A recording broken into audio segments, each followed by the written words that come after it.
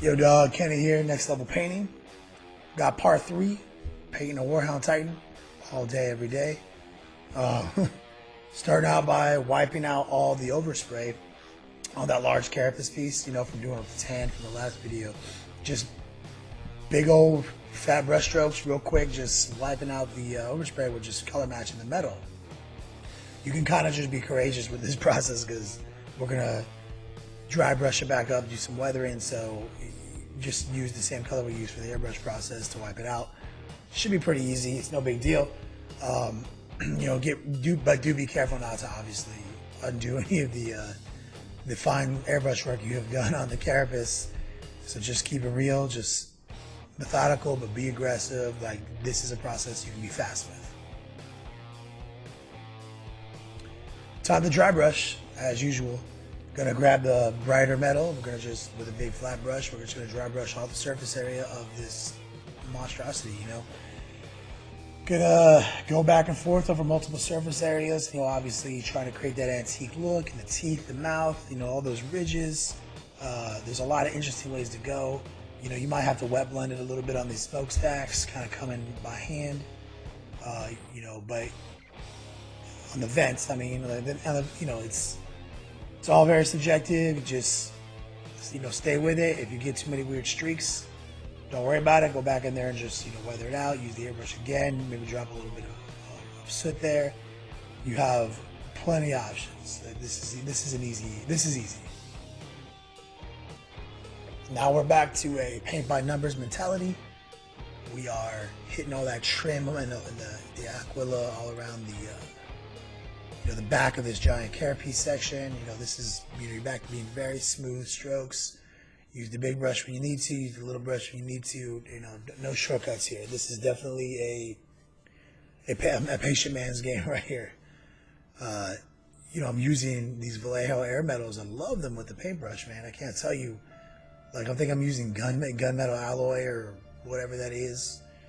Just, or maybe I mix that with the black metal. Like, I keep it kind of dark so I can highlight it later. And as you can see, it goes on pretty smooth. It's really easy than non-airbrush metal. But like, it is pearlized. That is its thing. It's not, it doesn't have metal flakes in it. It has like crushed pearl flakes through it. It's kind of more glittery. Once you get through that, you know, you're fine. I'm also in this step going to paint the interior. I'm going to like paint all the little guys, the little control panels, little flip boards. I'm going to do my best to get in there and paint these things. I'm going to lean heavy on a wash, you know, on these things, and so, you know, some dry brushing later. But I'm not gonna overthink some of the stuff. But I will. But I'm not gonna slack and not paint the details. I'm definitely gonna paint them.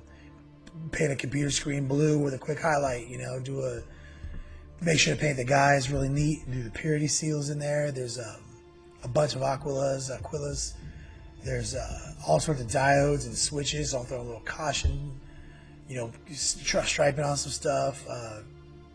You know, making sure to paint the guys that are locked into the chairs and in their silly, you know, helmets and all that stuff. You gotta get the eyes. So there's a lot of little simple things in there. You just gotta do it.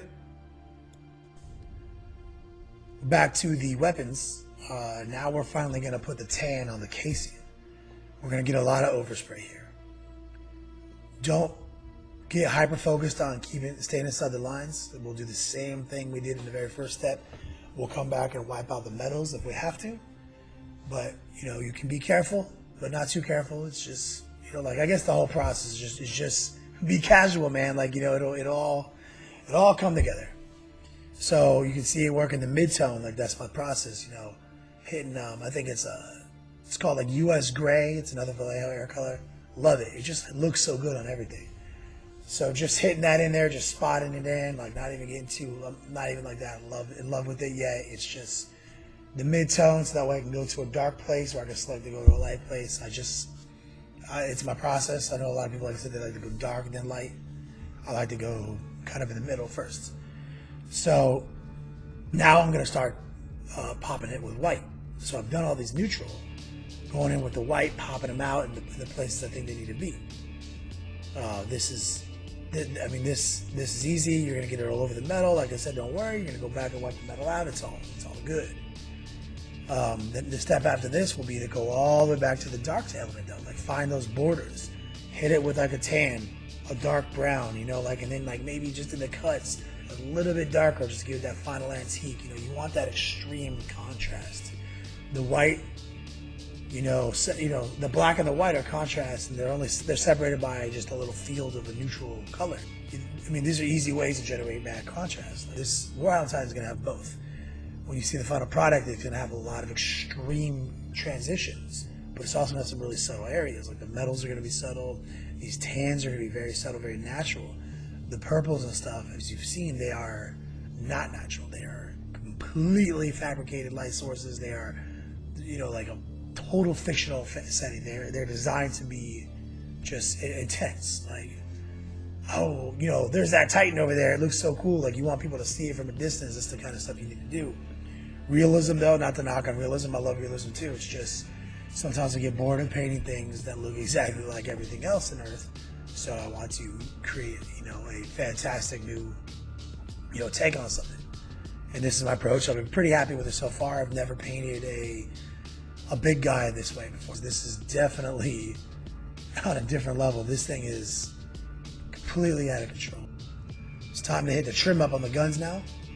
We are going to go in, very paint by numbers again. Like I said, we're going to get that trim that we sprayed the crap out of when we were dropping all that tan off.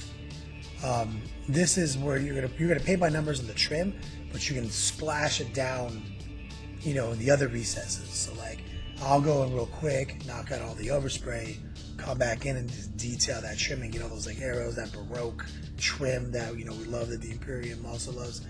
All the little nuts and bolts, in the fields. Make sure you get them all. Use the right paintbrush. Like I said, it's really important to use a big broad brush for the things that you need that for, but don't be afraid to come down detailed when you need to. It'll save you a lot of time and a lot of headache. Just right tools for the job, man. Some of these things cost money and some of them don't, but back to dry brushing. Like I said, we do this all the time. This is, this is time lapse. Like I said, this is sped up almost 4 times. So you can see like these parts of the videos, they take longer, but I also don't want to spare you any of the, I don't want to cut around all, the blood, sweat, and tears. I want you guys to see all the things. This is like the last major stretch of dry brushing, I think, for the Titan. Just got to go in there, be really nice. These guns are going to be focal points of the model, so be real subtle, be patient with it, be smooth with it. These guns are going to, when we're done with them, like in the next video, like I said, this video is going to end with, these guns. And next video, we're going to do some hot stuff, man. Like, I can't wait for you guys to see it. We're going to do some of these burnout effects, some of these blued metal. We're going to go all out. We're going to go OSL, blued metal. I mean, it's going to be a real busy Titan when it's done. Obviously you can go on the website and see the finished product right now, nextlevelpainting.net. Don't hesitate to go check it out and skip ahead to the end if you want. Maybe see the final product, give you some more ideas of what's going on here. I will come back to you guys in just a second.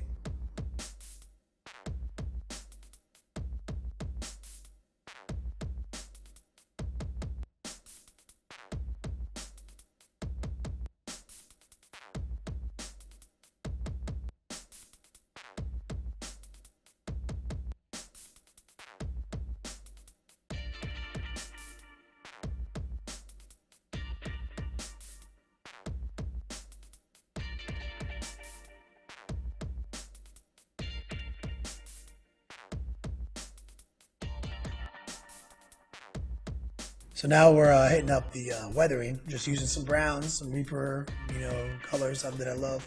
Going in there just real subtle, getting some of that, that carbon scoring, some of that, just that what you'd expect to see all around a gun that is in operation all the time. Just find the little connection areas where the couplings are, just go in there, don't put a lot of thought into it, just do your thing. As usual, thanks for watching. Please subscribe. Tune in next week for the final installment of this Titan that we've been working on, and follow us on Facebook. Hit us up on Twitter. Thanks for watching, players.